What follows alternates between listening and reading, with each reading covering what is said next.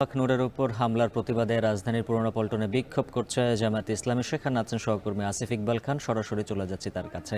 আসিফ, জানাবেন বিক্ষোভে অংশ নিয়ে কি বলছেন জামায়াতের নেতারা?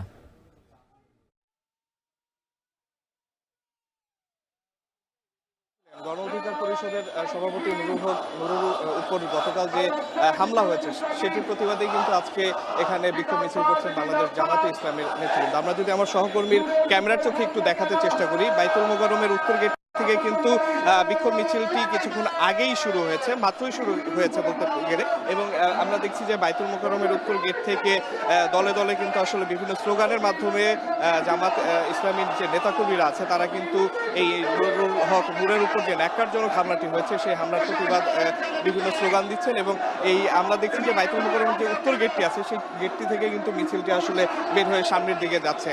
একটু জানিয়ে রাখি, গতকাল নুরুল হক নূরের উপর